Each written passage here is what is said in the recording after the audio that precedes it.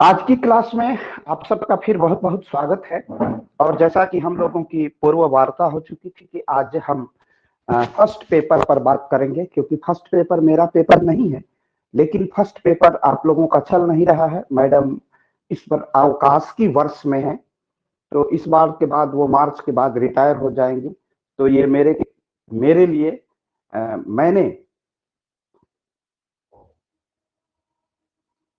स्वयं के निर्णय से ये सोचा कि मुझे पढ़ा देना चाहिए, जिससे बच्चों को किसी प्रकार का घाटा ना हो। तो इसलिए मैंने ये क्लास आप सबकी आयोजित की है। और आज हम लोग बिल्कुल जो लास्ट का यूनिट है उसे हम लोग पढ़ेंगे। बिल्कुल लास्ट का यूनिट है। उसमें यूनिट ऐसे रखा गया, आपके पास सिलेबस है, मैंने सिलेबस आप सबको भेज दिया था। और सिलेबस में जो लास्ट का सिलेबस है, उस सिलेबस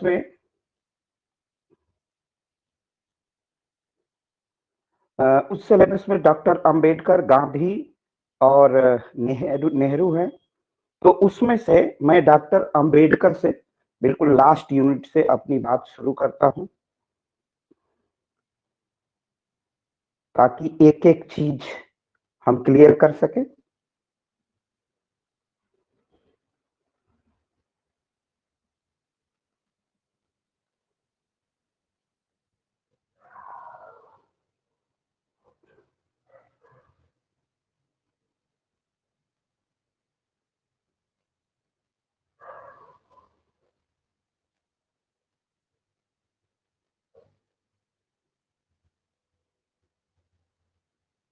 थोड़ा सा सिलेबस में आपको बता दूं कि क्या क्या पाठ्यक्रम में है।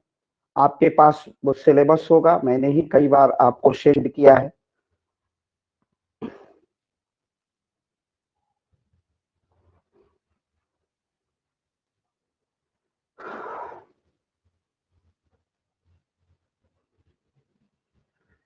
पांच यूनिट होती है, तो फर्स्ट, थर्ड,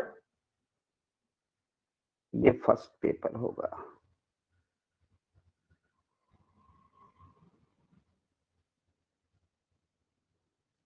ये third year political thought. Second unit को हटा दी गई है, तो फर्स्ट यूनिट है, थर्ड यूनिट है, फोर्थ यूनिट है और फिफ्थ यूनिट है। तो बिल्कुल फिफ्थ यूनिट से मैं टच कर रहा हूं। और फिफ्थ यूनिट में, जैसा मैंने पहले बताया, मैंने फिर एक बार देख लिया, फिफ्थ यूनिट में जो दार्शनिक रखे गए हैं, भारतीय राजनीतिक चिंतक रखे गए हैं, वो है जवाहरलाल नेहरू, महात्मा गांधी और बी आर अम्बेडकर। तो इसमें से मैं सबसे जो लास्ट के दार्शनिक रखे गए हैं, भारत रत्न बाबा साहेब डॉक्टर भीमराव अंबेडकर से इस सिलेबस की शुरुआत करता हूं, लास्ट यूनिट से। उधर मैंने मनु और कौटिल्य करा दिया है, बीच के दार्शनिक भी आप लोगों को मैं पढ़ा दूंगा। तो आज हम लोग आरंभ करेंगे doctor Bhimrao Ambedkar. Doctor B R Ambedkar आप सबको जैसे ज्ञात है, डॉक्टर अंबेडकर एक महापुरुष हैं, एक महान व्यक्तित्व है, उनका महान कृतित्व है, देश के संविधान की संरचना में उनका विशेष योगदान है।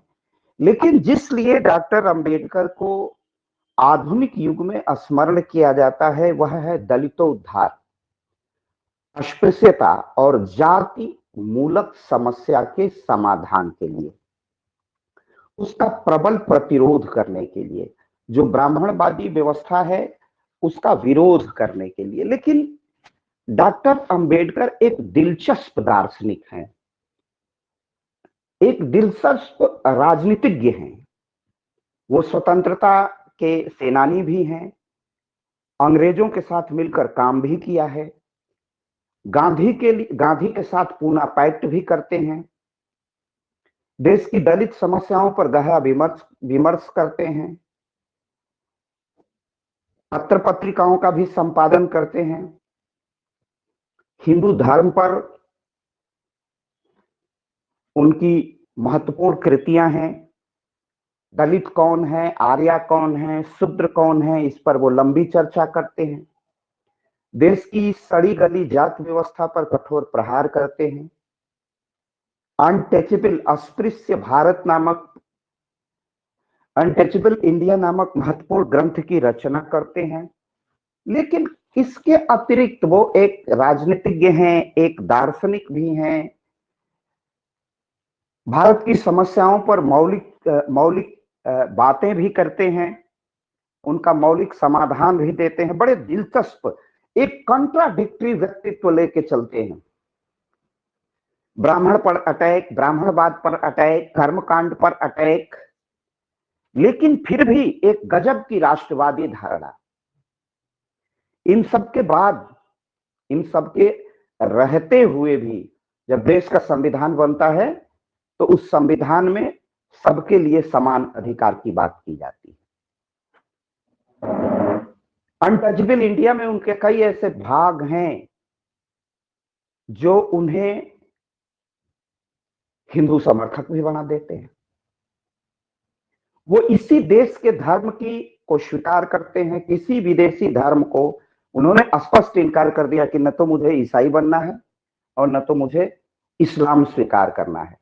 हमें बाहर का कोई धर्म नहीं चाहिए, हमें मानवता का महाधर्म चाहिए, और वो है बुद्धम शरणम गच्छामि, संघम शरणम गच्छामि, धम्मम शरणम गच्छामि। महापरिनिर्वाण, वो महाभिष्क्रमण करते हैं, अपना हृदय परिवर्तन करते हैं और बौद्ध को स्वीकार कर लेते हैं, जो करुणा का दर्शन है, जो भूख से उपजी हुई करुणा का दर्शन है।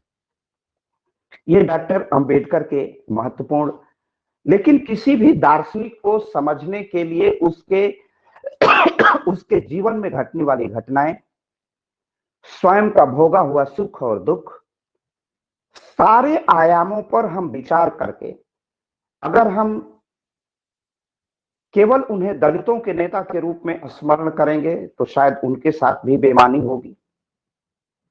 वो एक अर्थशास्त्री भी हैं, एक राजनेता भी है, स्वतंत्रता संग्राम के सेनानी भी हैं, भारत के संविधान के शिल्पियों में से हैं, क्योंकि ड्राफ्ट कमेटी के चेयरमैन है, प्रारूप समिति के अध्यक्ष हैं।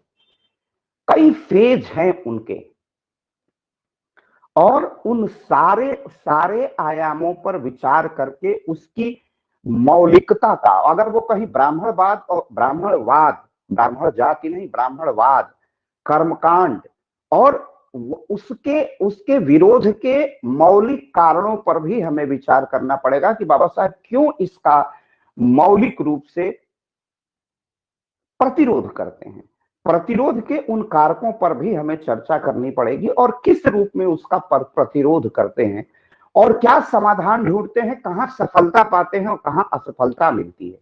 हम नीर छीर करेंगे, हम न तो अंधभक्ति की तरह बाबा साहेब की आराधना करेंगे, न तो हम दुश्मन की तरह बाबा साहेब के विचारों को डिनाई करेंगे, बल्कि उनके मौलिक तत्वों को समझने और आज के संदर्भ और परिप्रेक्ष्य में और पूरे भारतीय राजनीति को, उनके राजनीतिक विचारों को समझने का हम शत प्रयास करेंगे। बाबा साहेब, जैसा मैंने कहा कि एक महान व्यक्तित्व था। अगर मैं रामधारी सिंह दिनकर के शब्दों में कहें तो धरा जब जब विकल होती, मुसीबत का समय आता, किसी भी रूप में कोई महामानव चला आता, तो एक महामानव थे जो देश की आखिरी सोपान पर खड़ी हिंदू धर्म की जो वर्ण व्यवस्था के रूपांतरण के बाद जो जाति व्यवस्था बड़ी थी, उसकी सड़ांध से, उसकी अमानवीयता से, उसकी क्रूरता से मानवता को त्राण देने के लिए उन्होंने संघर्ष किया, सदप्रयास किया, और वो सारा सदप्रयास कहीं से भी हिंसक नहीं, वो सारा सदप्रयास अहिंसक है, वैचारिक है, हृदय परिवर्तन का है। ये प्रारंभिक डॉक्टर अंबेडकर की भी बात करूं, जब वो बौद्ध नहीं होते हैं, तब भी सारा प्रयत्न वैचारिक है, परिवर्तन का है, हृदय परिवर्तन का है, मन परिवर्तन का है। कहीं से भी उत्तेजना और हिंसा, संगति रहित उत्तेजना डॉक्टर अंबेडकर के विचारों में कहीं भी दिखाई नहीं देती है। इसलिए इनका सूक्ष्म निरीक्षण और परीक्षण करना पड़ेगा। वो एक सच्चे देशभक्त थे। धर्म परिवर्तन हेतु अनेकानेक प्रलोभनों को डॉक्टर भीमराव रामजी अंबेडकर ने सदैव अस्वीकार कर दिया।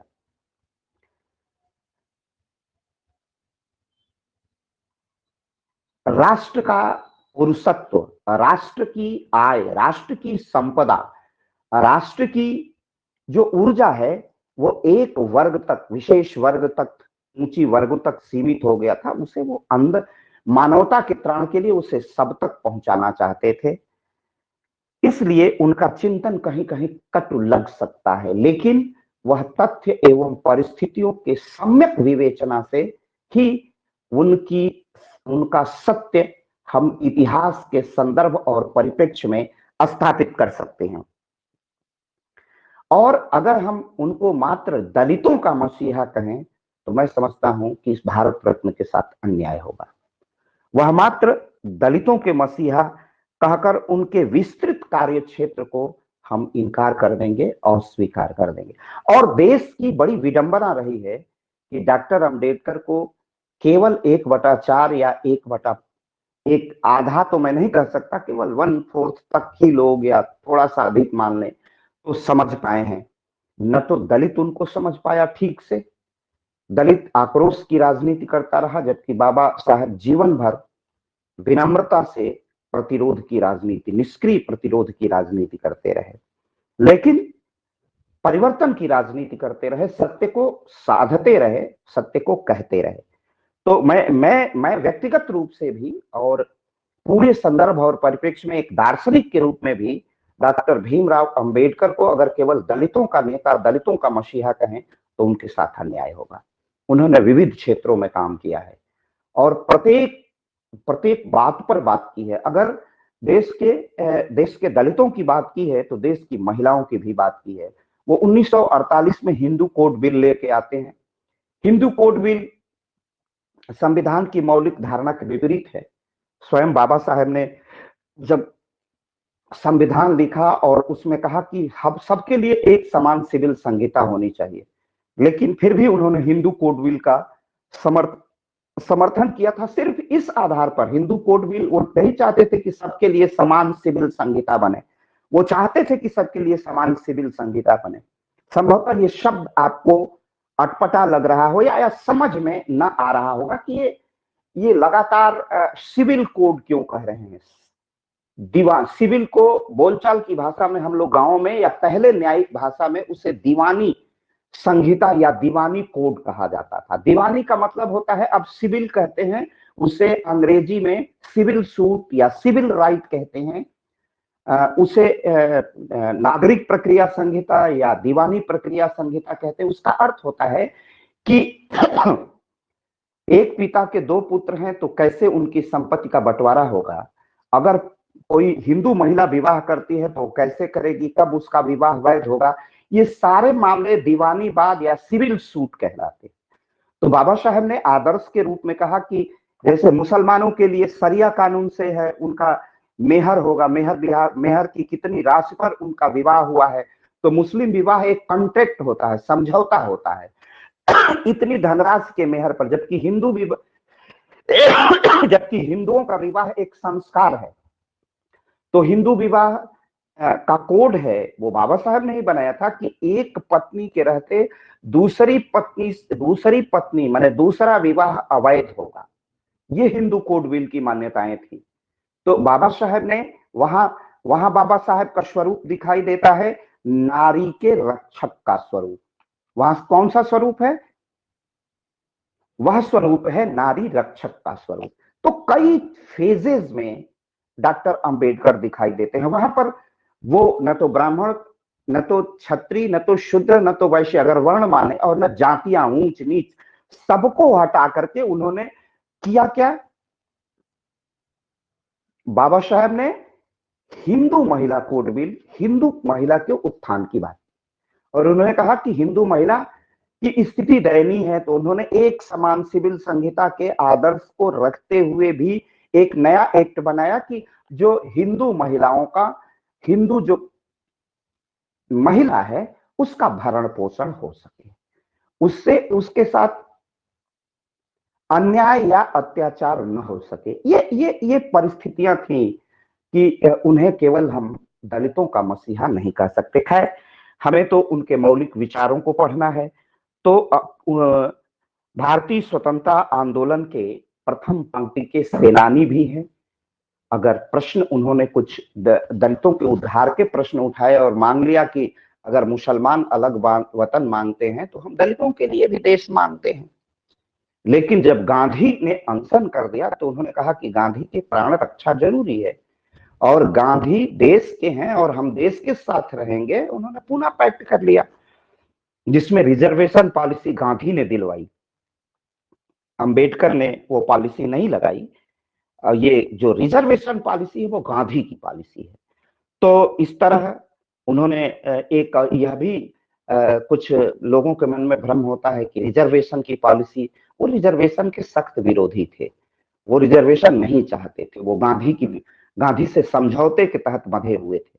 वो चाहते थे अच्छी शिक्षा, समान अधिकार और अपने प्रतिभा के बल पर, क्योंकि वो स्वयं बहुत प्रतिभा संपन्न थे और चाहते थे कि अगर अच्छी शिक्षा प्रत्येक को प्रदान की जाएगी, वह उस वंचित वर्ग को भी प्रदान की जाएगी तो वंचित वर्ग आगे बढ़ जाएगा। उसे आर्थिक सहायता देना, उसे शिक्षा की सहायता उपलब्धता कराना, ये बाबा साहेब का आदर्श था। वो मौलिक रूप से कानूनविद तो थे, लेकिन उन्होंने जो अपनी पढ़ाई की वो अर्थशास्त्र की पढ़ाई की थी, तो एक बड़े अर्थशास्त्री थे। इस आधार पर भी उनका मूल्यांकन होना चाहिए और निश्चित रूप से करना चाहिए।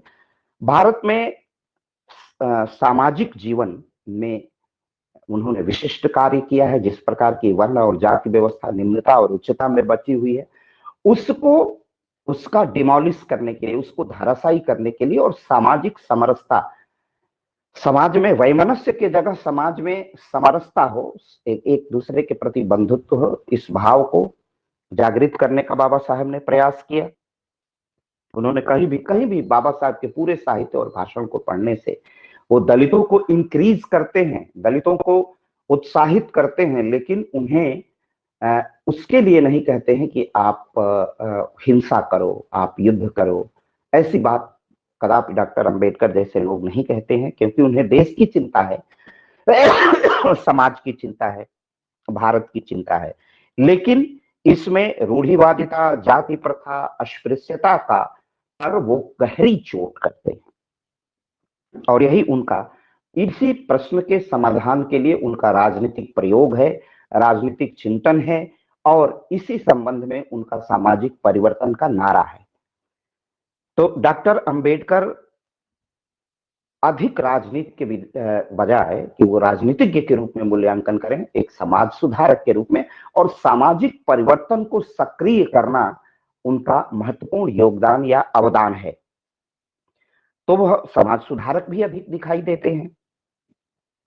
वे जानते थे कि राजनीतिक नेता के कार्यों की तुलना में समाज सुधार का कार्य कठिन है, लेकिन उसी का बीड़ा उठा लिया और उनके जितने प्रयोग हुए, चाहे वो मंदिरों में प्रवेश का आंदोलन हो, चाहे वो महाड़ का आंदोलन हो, दलितों को तालाबों में पानी पीने का आंदोलन है, उन्होंने प्रतीकात्मक रूप से प्रतिरोध किया और मानवता को स्थापित करने का प्रयास किया और लोगों का आईना दिखाने का काम किया, सच को सामने लाने का प्रयास किया। तो इस प्रकार वो जानते थे कि कठिनाई है, फिर भी वो लगातार प्रयास कर रहे थे। एक उनका दर्शन सामाजिक चिंतन पर आधारित है, क्योंकि वो समाज की व्याख्या पहले करते हैं और समाज की व्याख्या करते हैं तो वो उसकी व्याख्या एक ऐतिहासिक संदर्भ में करते हैं कि दलितों की कब से ये भयावह स्थिति है, शुद्राज कौन है, इस पर पूरा पूरा विस्तृत चिंतन है बाबा साहेब का। लेकिन इस सब के बाद वो समानता, मौलिक अधिकार, मानवीय न्याय, समाजवाद और देश की समतामूलक व्यवस्था की स्थापना के लिए लगातार प्रयास करते रहे और इस प्रयास के अभिकेंद्र में, इस प्रयास का केंद्रीय विषय या केंद्रीय प्रतिपाद्य विषय वो सदैव रखते थे, उसको केंद्र में रखते थे, वो थी कि हर परिस्थिति में हम समानता लाएंगे, सब कुछ करेंगे, लेकिन देश की एकता और अखंडता सदैव प्रत्येक परिस्थिति में अक्षुण्य रहनी चाहिए, सुरक्षित रहनी चाहिए। ये उनका सेंट्रल आइडिया था, सेंट्रल विचार था। भारत का संविधान के प्रारूप समिति के अध्यक्ष के रूप में जिस नीति निर्देशक तत्व को दिया, वह एक सामाजिक प्रलेख है, सामाजिक परिवर्तन की आधारशिला है, सामाजिक परिवर्तन के मूल मंत्र हैं, उसको उन्होंने दिया। फिर उसमें सामाजिक न्याय को दिया, आर्थिक न्याय को सुनिश्चित किया।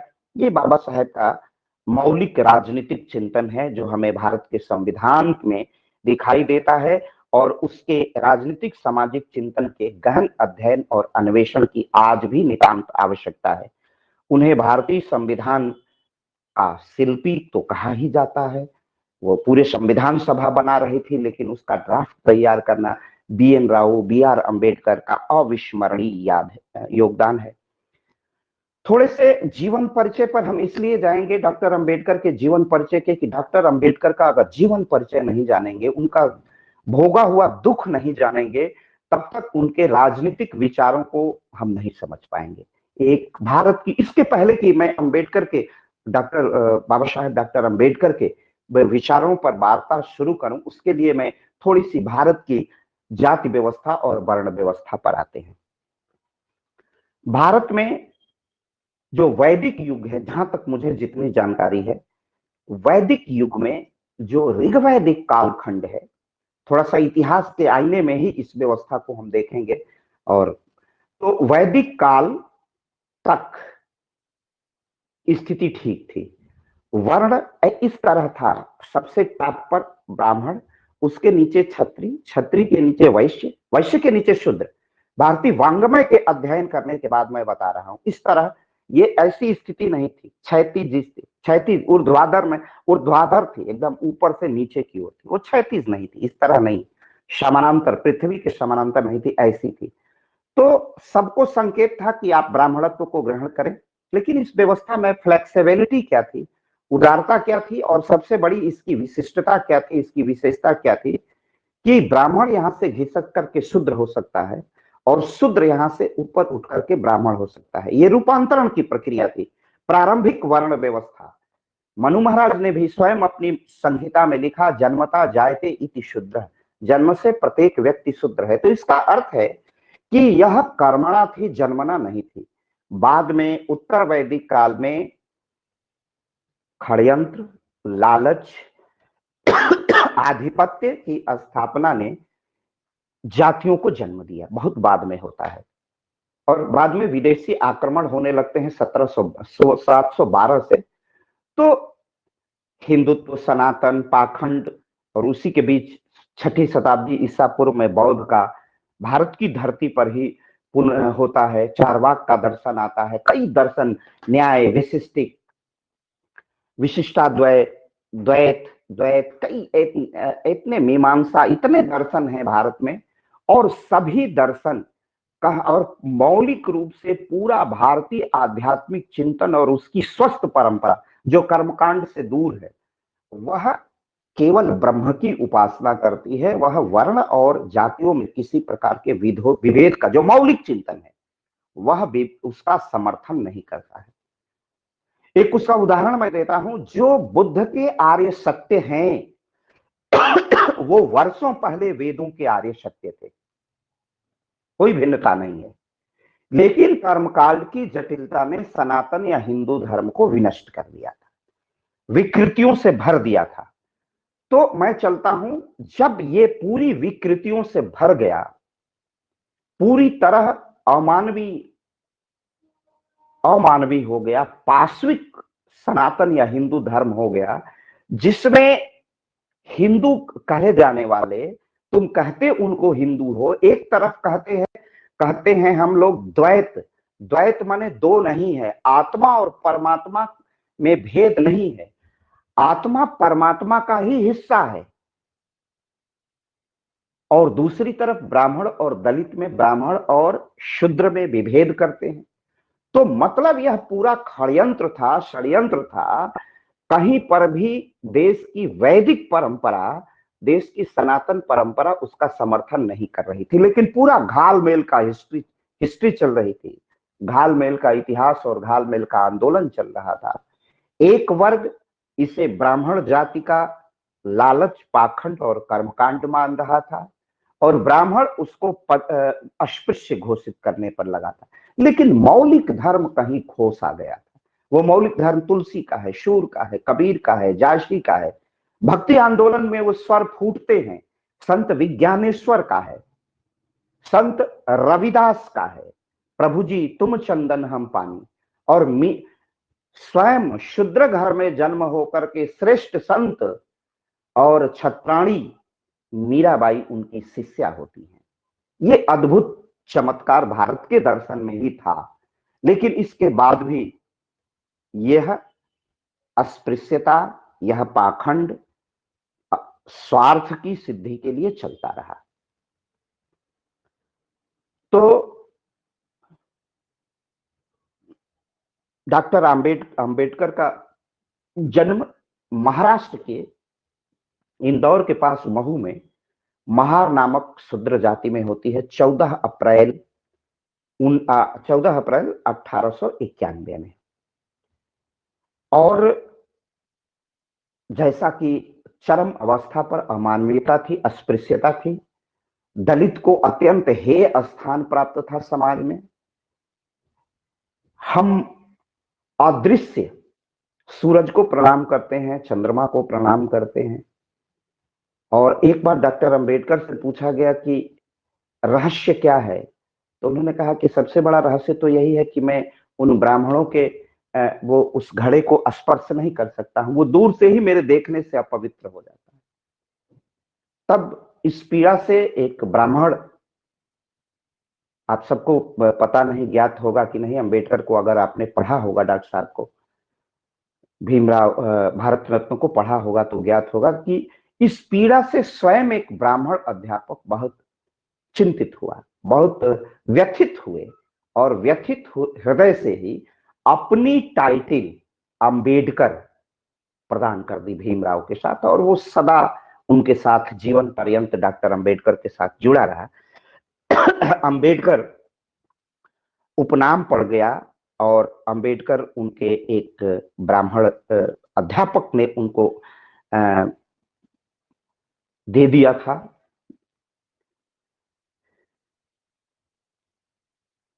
प्रारंभ में वह जो निर्गुण मार्गी संत थे, जैसे महाराष्ट्र के संत थे मोरापंत, मुक्तेश्वर तथा तुकाराम जैसे संतों के अनुयायी था उनका परिवार। मोरापंत स्वयं ब्राह्मण थे, वो जातिवाद में विश्वास नहीं रखते थे। बाबा साहेब का घर भली शूद्र का था या जो भी हो, वह धार्मिक था, वह ईश्वर में आस्था रखने वाला था। तभी ऐसे उच्च संस्कार, जिसने सत्य के लिए संघर्ष करना सिखाया था, वो माता पिता के उनके गुण थे, संस्कार थे। बड़ी विषम परिस्थितियों में बाबा साहेब ने अपना अस्पृश्यता को झेला, दंश को झेला, और दंश को झेलते हुए फिर बड़ौदा महाराज के महाराष्ट्र में जो बड़ौदा स्टेट है उसके राजा, जो क्षत्रिय राजा थे, उन्होंने उन्हें छात्रवृत्ति देकर अलग पढ़ाने का फैसला किया। वजीफा मिला, विदेश में गए, फिर वहां से जब शिक्षा प्राप्त करके आए, वो ब्रिटेन में भी शिक्षा पाए, अमेरिका में भी शिक्षा पाए, और शिक्षा पाके आए तो बड़ौदा नरेश के ही दीवान बन गए। दीवान वो सबसे बड़ा पद होता था, एक तरह से फिनांस मिनिस्टर था, फाइनेंस मिनिस्टर था। तो इस पर वहां काम करते रहे, और धीरे धीरे उनका भारत की वर्तमान परिस्थितियों में भारत की राजनीति में प्रवेश होता है। 15 और 16 में उन्होंने पीएचडी की बाबा साहेब ने। पिता बड़ौदा की, वह भी बड़ौदा नरेश की स्कॉलरशिप पर वो जाते हैं, और वहां पर 1916 में उन्होंने भारत में जाति cost of India there mechanism genesis and development नामक पुस्तक की रचना करते हैं। तो इस प्रकार बाबा साहेब ने, डॉक्टर अंबेडकर ने पूरी पूरी पूरी व्यवस्था पर एक गहन अनुशीलन किया। डॉक्टर अंबेडकर ने इसके बाद लगातार उनके चिंतन का यह क्रम दलितोद्धार और देश की राजनीति, देश की जाति समस्या, देश की सामाजिक समस्या पर उनका अध्ययन लगातार चलता रहा, और यह अध्ययन अनवरत चलता रहा, उस पर शोध चलता रहा, उस पर अनुसंधान चलता रहा, और इसका किस प्रकार समाधान होगा, इसके समाधान का मार्ग क्या होगा, इस पर डॉक्टर अंबेडकर लगातार परिचर्चा करते रहे। और डॉक्टर अंबेडकर ने इस विषय पर अपना मौलिक चिंतन प्रस्तुत किया। अप्रैल 23 में अंबेडकर भारत आते हैं अपनी शिक्षा दीक्षा संपन्न करके। 1961 में उन्हें डीएससी की डिग्री दी जाती है, प्रोविजनल वहां की पीएचडी प्राप्त करते हैं और 1923 में वो भारत आ जाते हैं और वो बंबई में उन्होंने पुनः वकालत प्रारंभ की। वो दीवान हुए, फिर अगली शिक्षा के लिए चले गए थे 1915-16 में। फिर वो 1923 में भारत आते हैं। उन्होंने हिंदू समाज में कलंक, छुआछूत के विरुद्ध संघर्ष का प्रारंभ कर देते हैं, संघर्ष का आरंभ कर देते हैं 1923-24-20 में। माने 20 से 23 का दशक, 20 से 23 का दशक डॉक्टर अंबेडकर के लिए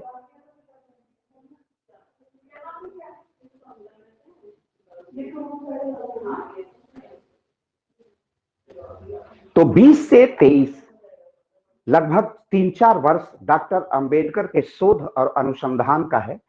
और डॉक्टर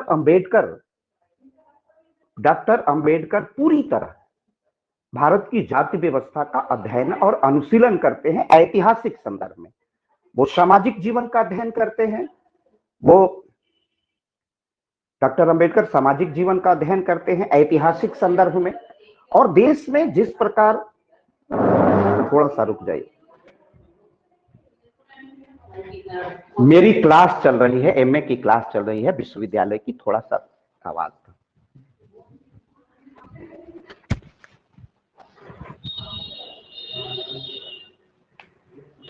डॉक्टर अंबेडकर ने ऐतिहासिक संदर्भ और परिप्रेक्ष्य में देश की अर्थव्यवस्था का तो बाद में, देखिए देश की सामाजिक, उनके अभिकेंद्र में था देश की सामाजिक व्यवस्था का अध्ययन और अनुशीलन करना।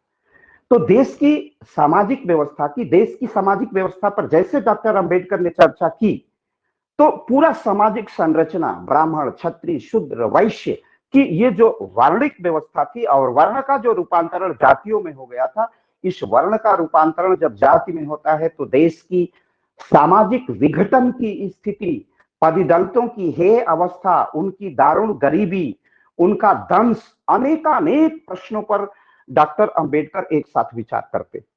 दलित है क्यों है, अस्पृश्य क्यों है, क्या उसे मनुष्य के रूप में जीने का अधिकार नहीं है?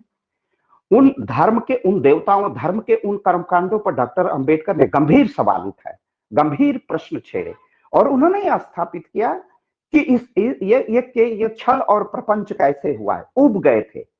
और डॉक्टर अंबेडकर जब इस अस्पृश्यता से उबते हैं तो भारतीय संविधान का अनुच्छेद 17 आता है, जिसको डॉक्टर अंबेडकर अस्पृश्यता को fundamental rights, right to equality जब दी जाती है तो भारत का संविधान अस्पृश्यता को दंडनीय अपराध घोषित कर देता है, दंडनीय अपराध घोषित करता है। और जैसा आप जानते हैं, पूरे कलेवर को मैं आपको ये बताऊं कि ये इस पूरी प्रक्रिया में डॉक्टर अंबेडकर का यह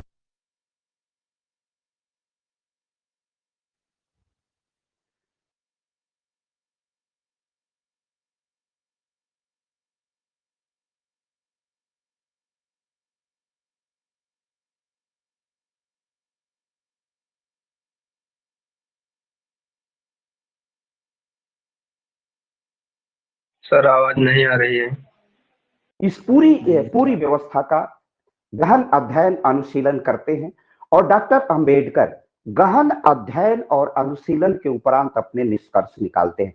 लेकिन इस क्रम में केवल डॉक्टर अंबेडकर को समझने के लिए मैं ये और उसमें किसी प्रकार की नकारात्मकता से दूर एक निष्पक्ष विश्लेषण के लिए कि कितना दंश उनकी जाति और स्वयं जीवन में डॉक्टर झेलने वाले डॉक्टर अंबेडकर ने जब भारत का संविधान लिखा तो उस सारे दंश को किस तरह मधु की चाशनी में, मैं कहूं, एक जो हिंदी साहित्य के इतिहास पढ़ते होंगे बच्चे, हिंदी साहित्य के एक लब्ध प्रतिष्ठित आलोचक हैं राम स्वरूप चतुर्वेदी, उन्हें व्यास सम्मान मिला हुआ है हिंदी साहित्य और संवेदना का विकास। अगर हिंदी वाले मेरे विद्यार्थी होंगे तो वो पढ़े होंगे।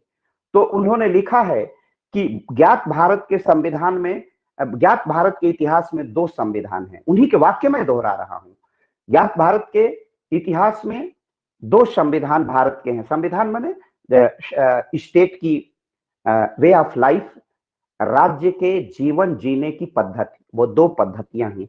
एक भारत का संविधान और एक मनु का संविधान।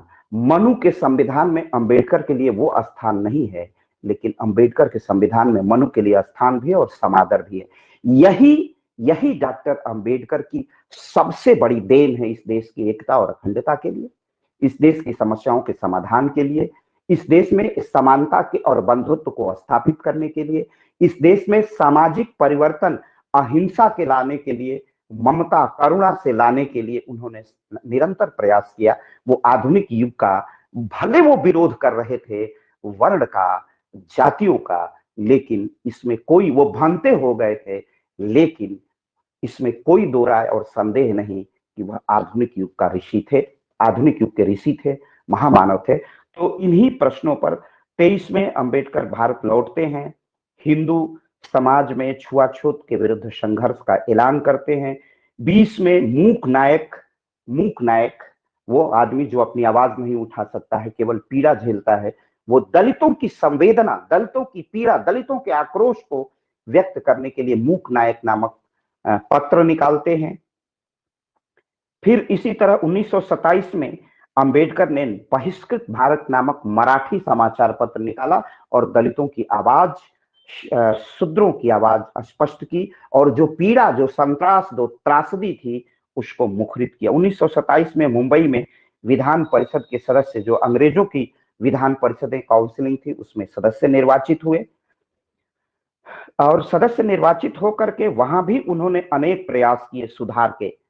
उन्होंने भारत शासन तथा जनता के समक्ष दलित समस्याओं के न्यायपूर्ण समाधान के लिए ब्रिटिश के सामने भी और भारत के उस समाज के सामने भी महत्वपूर्ण प्रश्न उठाया करते थे कि आखिर इस दलितों का, इस अस्पृश्यता का, इस उच्चता और नीचता का, इस निम्नता का, इस हेय भाव का हम समाधान कैसे करेंगे। वो लगातार संघर्ष करते रहे और तर्क के आधार पर उसका तर्कपूर्ण एक लॉजिकल एंड चाहते थे, उसका समाधान चाहते थे और तर्क पर घेरते थे, और उनके तर्कों का लगातार विस्तार होता जाता था। अर्थात उनकी बात को तथाकथित जो, जिसे हम कहेंगे ब्राह्मण वर्ग, क्षत्रिय वर्ग या बड़ा वर्ग जो समाज का था, उसका भी उन्हें समर्थन मिलता रहा। लगातार इस देश के मेन स्ट्रीम के, मुख्य धारा के नेता, चाहे वो कांग्रेस के हों, कम्युनिस्ट के हों, राष्ट्रवादी हों, जो भी हों, हर विचारक उनके बात से सहमत था। प्रबल राष्ट्रवादी कट्टर हिंदू सावरकर, इतिहास के पन्नों में सावरकर और अंबेडकर में कहीं विरोध की कोई परिचर्चा सुनाई नहीं देती है, क्योंकि बहुत अंबेडकर के बाद के सावरकर क्रांतिकारी हैं और हिंदूवादी बाद में हो जाते हैं। लेकिन जितना कट्टर विरोध ब्राह्मणवाद का डॉक्टर अंबेडकर ने किया था, उतना ही कट्टर विरोध सावरकर ने भी किया था, और वह सावरकर से भी मुखर अंतरजातीय विवाहों के समर्थन करते थे।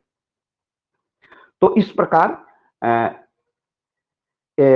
स्त्री शिक्षा, दलित शिक्षा के विषय में, दिशा में उन्होंने महत्वपूर्ण काम किया, और उन्होंने इसके लिए, दलितों के लिए कम से कम उन्होंने कई कॉलेजों की स्थापना की, महाराष्ट्र में कई कॉलेजों की स्थापना की, और इस तरह उनका यह अभियान, और उन्होंने एक राजनीतिक दल को संरक्षण दिया जो इंडिपेंडेंट लेबर पार्टी की स्थापना की थी, उन्होंने उसको संरक्षण दिया, राजनीतिक पोषण किया।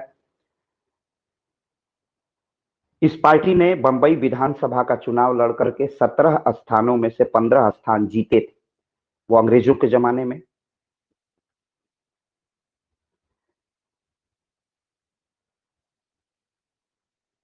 उन्नीस में जब भारत की गवर्नर जनरल की काउंसलिंग बनी, तो उसके मेंबर थे डॉक्टर अंबेडकर। अंग्रेजों के साथ भी उन्होंने प्रशासन में काम किया।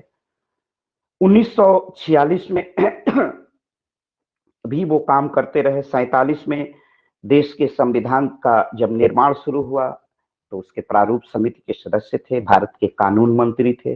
5 जून 52 को कोलंबिया विश्वविद्यालय में के दीक्षांत समारोह को संबोधित करते हुए उन्होंने कहा था, उनके विधि के ज्ञान का उन्हें एक मानद उपाधि दी गई, जो विधि के क्षेत्र में सबसे बड़ी LLD की उपाधि दी गई। उन्हें भारत का एक प्रमुख नागरिक, एक महान समाज सुधारक और भारत रत्न से भी उन्हें नवाजा गया।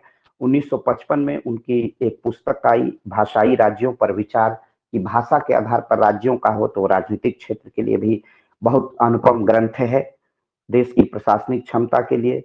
उनकी पुस्तक शूद्र कौन थे, उसमें महत्वपूर्ण ऐतिहासिक आधार पर वो लेखन है और बहुत महत्वपूर्ण है। इसके आधार पर उनकी प्रशंसा की गई और उन्होंने कहा कि हिंदू धर्म में या कहीं भी इस तरह की कोई विभेद की नीति नहीं है। 1949 में उन्होंने काठमांडू में आयोजित बुद्ध विश्व बौद्ध सम्मेलन में भाग लिया और इसके बाद बाबा साहेब का बाबा साहेब के एक राजनीतिक और सामाजिक चिंतन का एक नया युग 1949 से शुरू होता है।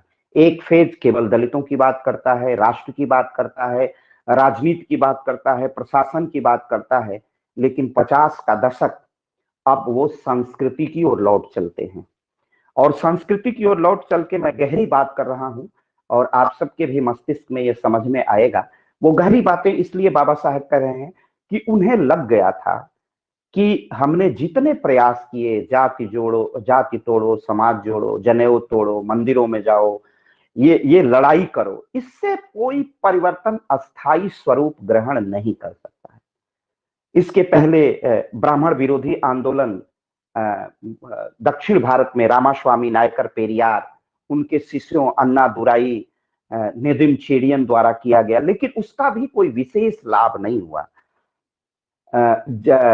गांधी ने भी किया, दलितोद्धार का बहुत ज्यादा प्रयास किया, हरिजन सेवक संघ बनाया, वो ऐतिहासिक कार्य है उस जमाने में। भले आज गांधी को लोग गाली दें, अलग बात है, लेकिन ऐतिहासिक कार्य किया। कई स्थानों पर अभूतपूर्व काम कई महापुरुषों ने किया, कुछ संतों ने किया। ये सारे प्रयास होते रहे। इन सारे प्रयासों के बीच बाबा साहेब को गहरी अनुभूति होने लगी कि जब तक इसका कल्चराइजेशन नहीं किया जाएगा, जब तक इसका सांस्कृतिककरण नहीं किया जाएगा, इसका समाधान नहीं होगा। सांस्कृतिककरण क्या है? हम जनेऊ तोड़ो का आंदोलन जेपी चलाते थे, लोक नायक उनको कहा जाता है। 77 में उन्होंने ही कांग्रेस की सत्ता को पूरे देश से उखाड़ फेंका था। उन्होंने जनेऊ तोड़ो आंदोलन, ब्राह्मणों ने भी बहुत जनेऊ तोड़ दिए, जो उनके अनुयायी थे, जो समाजवादी थे।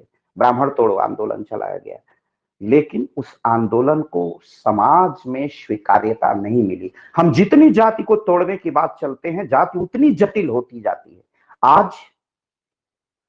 आज भी हम राजनीतिक, उस जाति का राजनीतिकरण हो गया है। तो क्या राजनीतिकरण की प्रक्रिया में जातियां समाप्त हुई हैं? जातियां और मजबूत, प्रशासनिक प्रक्रिया में, संवैधानिक प्रक्रिया में जातियां और मजबूत होती जा रही हैं। लगातार जातियां मजबूत होती जा रही हैं। जाति के आधार पर आरक्षण है, जाति के आधार पर जैसे दलितों के लिए सीटें आरक्षित हैं विधानसभा में, लोकसभा में, अनुसूचित जाति जनजाति के, तो वो प्रक्रिया अभी चल रही है। और राजनीति में इनके अतिरिक्त जो जातियां हैं वो चुनाव में सहभागिता करती हैं, वो सीधे सीधे, चाहे पक्ष हो विपक्ष हो, कोई भी जाति की राजनीति से भिन्न राजनीति नहीं कर। तो हम देखते हैं, और इसकी आहट बाबा साहेब अंबेडकर को अपने सांध्य बेला में हो गई थी, अपने जीवन की सांध्य बेला में, कि इस आक्रोश से, केवल संघर्ष से परिवर्तन का मार्ग प्रशस्त नहीं होगा।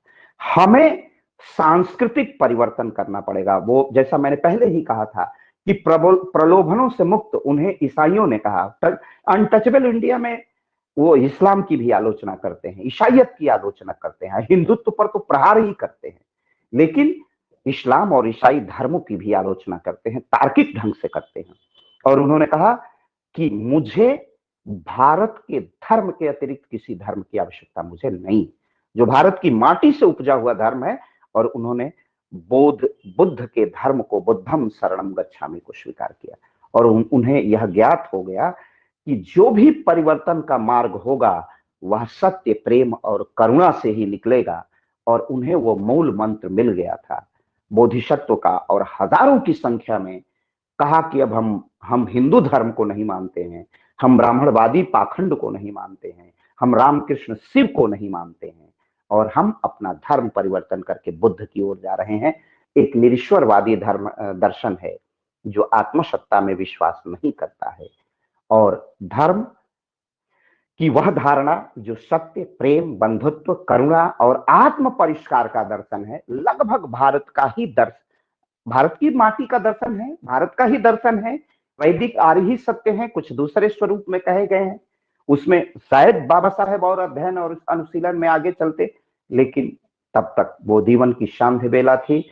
लेकिन वह सत्य समझ चुके थे और उन्होंने महाभिष्क्रमण किया, और 14 अक्टूबर 1956 को बाबा साहेब ने बुद्ध धर्म को अंगीकार कर लिया, अपना धर्म बना लिया, और उन्हें नव बुद्ध की उपाधि से सम्मानित किया गया। और 56 में ही 6 दिसंबर को जब यह पूरा सांस्कृतिककरण हो रहा था देश का, वो एक नए अवतार में नए चित्त और चिंतन से भारत को परिष्कृत करने के लिए चले थे, लेकिन निर्दयी काल के क्रूर चक्र ने 6 दिसंबर 1956 को उनको हमसे छीन लिया। इस जहां से वो विदा हो गए, इस संसार को उन्होंने अंतिम प्रणाम करके अंतिम सांसें ली, और वो जैसा मानव जीवन का सत्य है कि जो भी जन्म लिया है उसकी मृत्यु निश्चित है, यह शाश्वत सत्य है। और डॉक्टर अंबेडकर इन्हीं सारे आयामों पर दलितोद्धार, छुआछूत, अस्पृश्यता, हिंदू समस्या, भाषा की समस्या, राजनीति के एकीकरण की समस्या, भारत के एकता और अखंडता के प्रश्न, सारे आयाम, राजनीतिक प्रश्न, सामाजिक प्रश्न, धार्मिक प्रश्न, सब पर सम्यक विवेचना, भाषा के प्रश्न पर भी बताया। और आपको आश्चर्य होगा कि हम लोगों से आईएएस में भी प्रश्न आया है कि डॉक्टर अंबेडकर ने किस भाषा को राष्ट्रभाषा बनाने की या राजभाषा बनाने की वकालत की थी और प्रस्ताव रखा भारत के संविधान सभा में। वो डॉक्टर अंबेडकर ही थे जिन्होंने कहा कि सबसे वैज्ञानिक भाषा का नाम है संस्कृत, उसे ही राष्ट्रभाषा या राजभाषा या आधिकारिक भाषा होने का गौरव और अधिकार है, और उससे वंचित होकर के हम इस देश को ठीक ढंग से संचालित नहीं कर सकते थे, क्योंकि उन्हें सारी पीड़ा उन्हें मालूम थी। वो जानते थे कि हम अपनी समस्याओं का समाधान कर लेंगे, लेकिन हम पर अंग्रेजी भाषा राज करेगी, यह उन्हें स्वीकार्य नहीं था। इन्हीं कांग्रेसियों ने उनके प्रस्ताव को धाराशायी कर दिया। तो वो कई फेजेस में है, कई रूपों में, कई अवतारों में डॉक्टर अंबेडकर को समझना होगा। और उन पर जो बीए की इस क्लास में हम लोगों का प्रश्न बनता है, उस पर हम लोग 2 चीजों पर बात करेंगे। डॉक्टर भीमराव अंबेडकर के, सबसे पहले उनके अंबेडकर के एक तो राज्य स्वतंत्रता संबंधी विचार हैं, और जो सबसे बड़ा विचार है वो जाति प्रथा के उन्मूलन संबंधी और स्वतंत्रता संबंधी। इस पर ही प्रश्न पूछा जाता है। तो कल की क्लास में हम लोग इस पर, आप कहोगे तो लिखा देंगे, और नहीं तो कल जाति की समस्या पर उनके महत्वपूर्ण पर मैं लिखा भी, अगर आपकी इच्छा होगी तो लिखा देंगे, अन्यथा केवल लेक्चर से अगर काम चलेगा तो पॉइंट वाइज लेक्चर से ही हम काम चला लेंगे। तो कल हम लोग अंबेडकर पर एक ही प्रश्न बनता है, उनकी स्वतंत्रता संबंधी अवधारणा, राज्य संबंधी अवधारणा जो हमारे कोर्स में है, और सबसे बड़ा प्रश्न वो जाति की समस्या। तो कल हम लोग दलितोद्धार, जाति और जाति की समस्या पर विमर्श करेंगे। आपकी जैसी इच्छा होगी वैसा मैं करूंगा, आप कहोगे तो लिखवा देंगे।